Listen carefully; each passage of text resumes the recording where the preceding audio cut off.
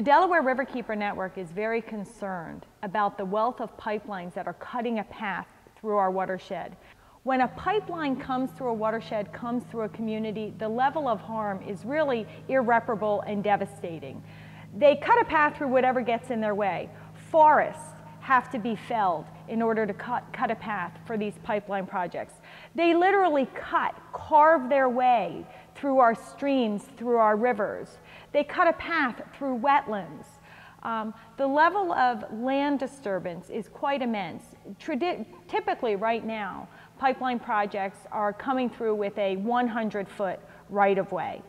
So not only do you have this 100-foot cut through our forests, through our communities, but particularly if you're in a natural area, the harm that comes from the width of the cut extends beyond that 100-foot right-of-way. Not only do you have the devastation that's cut through these natural areas, but you have pollution incidents.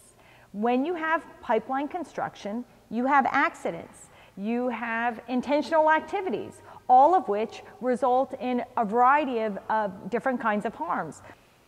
When the pipelines come through, as I said, anything that's in their way has to fall. So forests, creeks, wetlands get opened up to light, where before perhaps they were sheltered by a wealth of trees.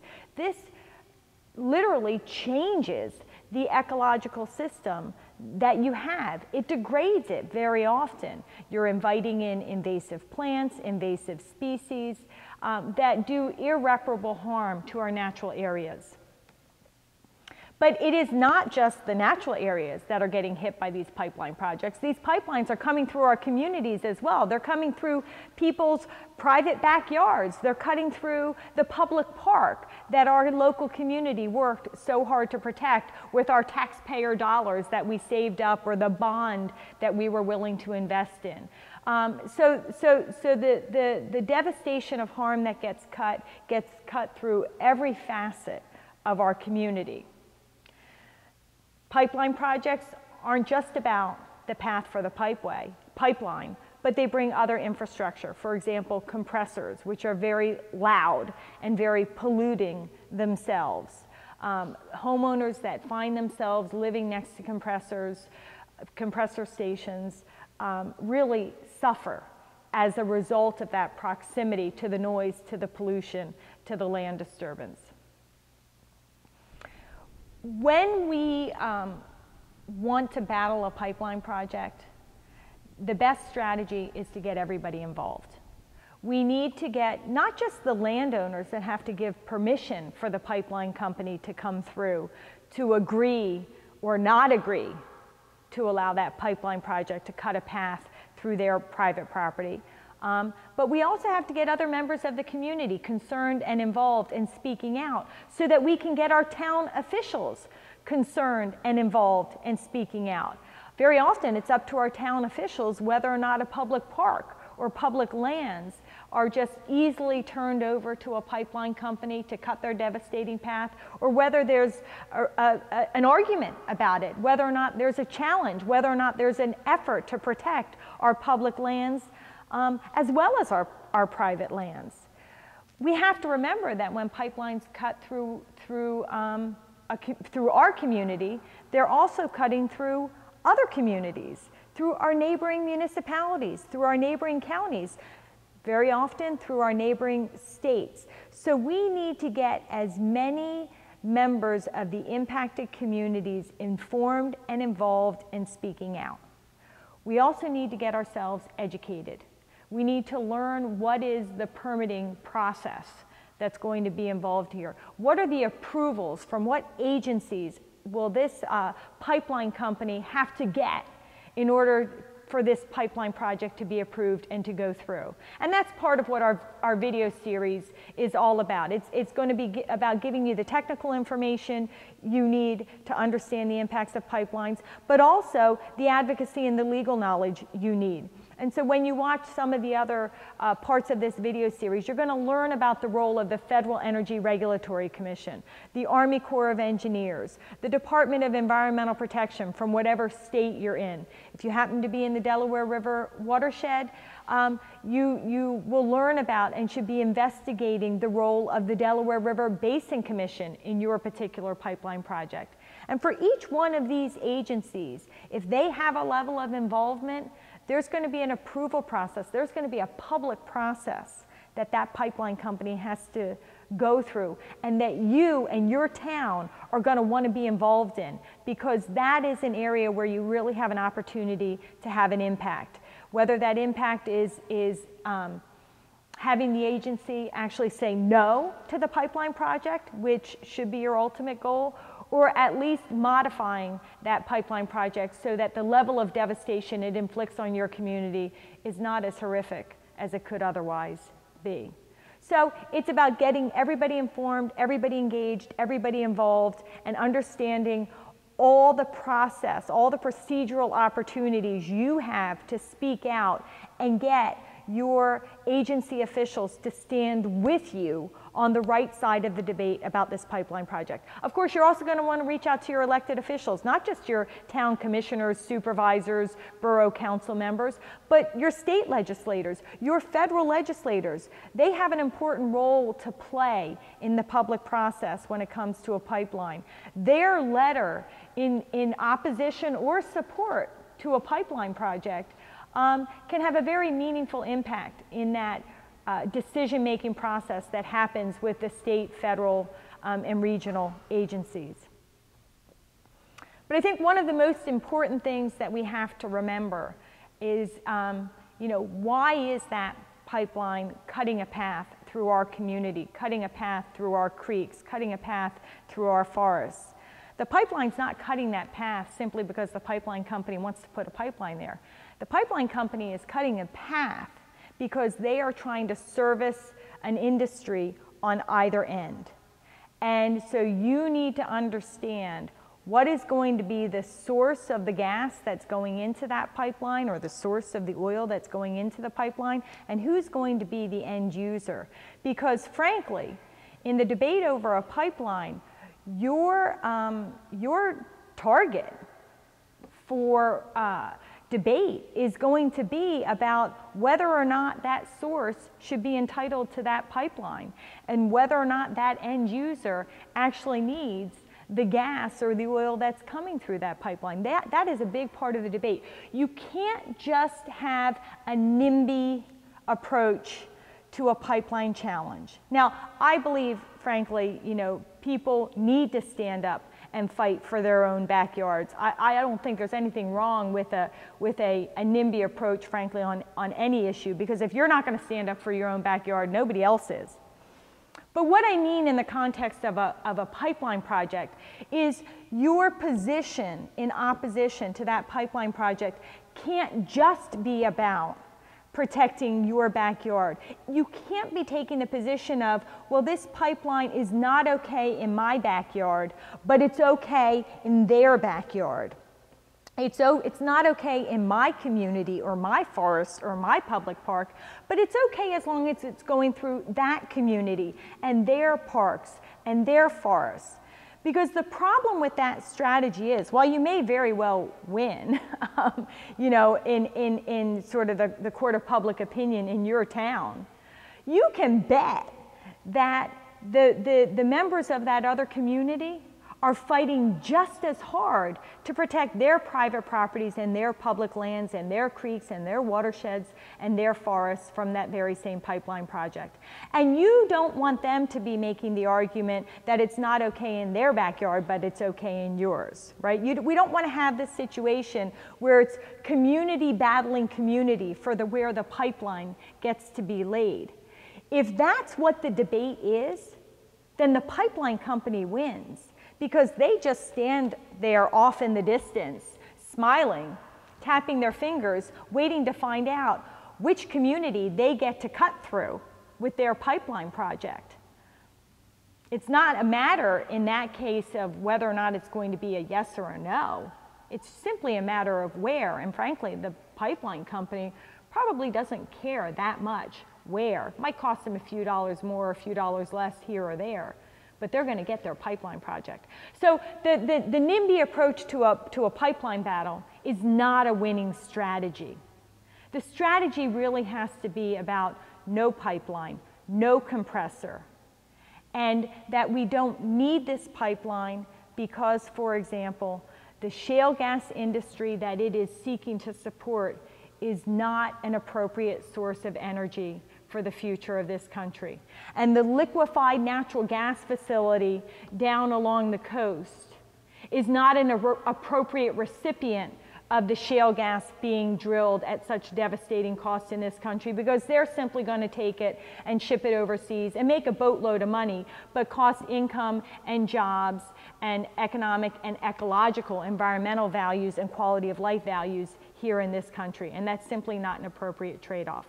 So part of your strategy to battle the pipeline has to be about battling the source and about battling the end user. Now, a lot of the pipelines that we see being proposed right now for the Delaware River watershed and far beyond are to service the shale gas industry, are to service the drilling and the fracking of the various shales, the Marcellus shale, the Utica shale, and the other shales that are below the surface of the earth, for which there has been developed a strategy to now sort of scratch out every drop of gas we possibly can at all cost in order to, frankly, make money for the fossil fuel industry.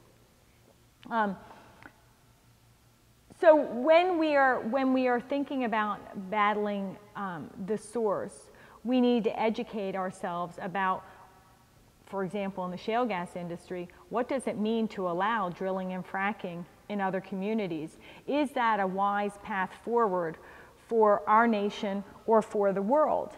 Shale gas development is very devastating. We've heard a lot about the Marcellus shale. We're starting to hear about the Utica shale, but there are all kinds of shales that are across the United States, and more shales that are being discovered by the USGS that are going to be targeted now, are already being targeted or will be targeted in the future by the gas drilling industry. So you know, very few communities can really count on being safe. But even if you don't have one of the shales beneath your soils, you may be the path for the pipeline project, right? And so that's what we have to remember.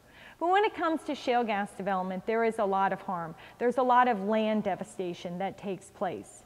If we're talking about forested areas, there's a lot of deforestation. But we also have to remember that drilling is happening throughout municipalities, across Pennsylvania, across the communities where it's happening. These are loud, polluting, industrialized operations that are coming into our communities. They use millions of gallons of water. It requires an average of 5 million gallons of water for the fracking of each one of our wells. That water gets toxified with a variety of chemicals.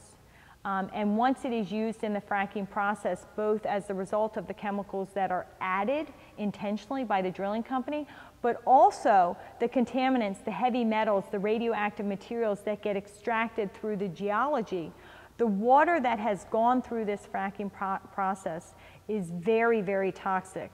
And as a result, it is very, very unusable, except perhaps to support fracking another well where it becomes more toxic. So we are using a huge volume of water to engage in this fracking drilling process. We are adding to it intentionally and through the movement of the geology very toxic contaminants that are leaving us with highly toxic water. A lot of the water, because of the fracking process, remains underground. About 87% of it is found to remain under the ground, never to come to the Earth's surface again to be used by our human communities and to support nature. That water that does come back to the surface, as I said, is highly toxic. In fact, it is so toxic that one of the major ways that the drillers are getting rid of it is to inject it in caverns under the ground. So once again, this water is not available for human use, for natural use, for future generations.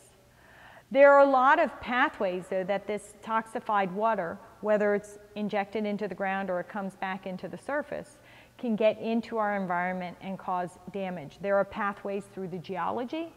There are failures of well casings. And there are spills that happen on the land surface, which all become pathways for this toxified water to contaminate our drinking water supplies, to contaminate our environment, to endanger our communities. Drilling and fracking isn't just about using vast volumes of water, toxifying it, and having incredible levels of land disturbance, but there's also a lot of air pollution. Drilling, fracking, the movement of gas through pipelines is a very significant source of methane, a very serious greenhouse gas pollutant, a significant contributor to climate change. The air emissions have very serious implications for people's health, for the health of adults, for the health of children, for the health of children forming in the womb, that are very concerning to communities and to those individuals who are being made sick because of the short-term and/or long-term exposure to these emissions. Communities are finding themselves inundated with traffic, with truck traffic, which results in noise, in pollution, which is raising the hazards for serious traffic accidents and really devastating the quality of life of communities. It has been found that for each one of these drilling wells, you need 4,000 truck trips to support the drilling of that well. That's an awful lot of traffic for just one well going through one community to, you know, and bringing with it all of that noise and all of that pollution. In the Delaware River watershed, just the upper third of the watershed where right now the shales have been identified, we have some experts talking about 64,000 wells. That's a lot of truck traffic. That's a lot of water that's going to be used up. That's a lot of toxic chemicals that would be added to that water. That's a lot of land disturbance that would take our beautiful, healthy upper Delaware River watershed and turn it to an industrialized landscape. And people are getting sick. People are getting sick in a variety of ways. So there are a lot of harms that result from shale gas development. And when we are fighting a pipeline, we need to make sure that we are educated about the energy source that is going to be feeding that pipeline, for example, shale gas. And that needs to become part of the debate and part of our argument, because under federal law, if there's federal permitting required for a pipeline project, there is an obligation for the regulatory agencies to look at all of the community and environmental harms that would result from that pipeline project. And the Delaware Riverkeeper Network and other organizations across the country have taken a very strong position that that hard look at community and environmental impacts requires a look at the source, the shale gas, the drilling and the fracking, and all of those harms have to be part of the analysis that gets brought into an analysis of whether or not a pipeline project is allowed to go through. Not only is it important that you include in your positioning and your debate the impacts of the source of the gas that's going into a pipeline project, but you also want to include in your discussion, in your debate, in your analysis, sort of the end use for that gas. Is it going to be a liquefied natural gas facility, which itself is very harmful to the environment and to communities, and generally is designed to take that gas and ship it to other countries for sale in those countries? Is it going to go into one of the new industrial operations in the city of Philadelphia, where they're taking the natural gas liquids and processing it in operations in the city of Philadelphia, again, to export or to ship to other locations? Where's that gas going? What's it going to be used for? What are the environmental and the community implications of that use? That also needs to be part of your analysis, part of your debate, part of your talking points. And I think that it really is important that you know, when you are standing firm against a pipeline project that is going to have devastating impacts on your community, you are also recognizing the devastating impacts that's happening to the communities where the source of the gas is coming from. And that it is very wise to be adding to your positioning the perspective that shale gas development shouldn't be happening in this country, that it is simply too damaging to our environment, too damaging to our communities, too devastating for future generations that have yet to be born, taking from them their pure water, clean air, and healthy environment before they even have a chance to enter this earth and experience it. That shale gas development is not the right energy future for this country. Therefore, we shouldn't be drilling, so we don't need the pipelines, we don't need the LNG operations. Instead, we should really be investing in, seeking, and supporting a sustainable energy future. One that is focused on solar energy, wind energy, and other truly sustainable energy options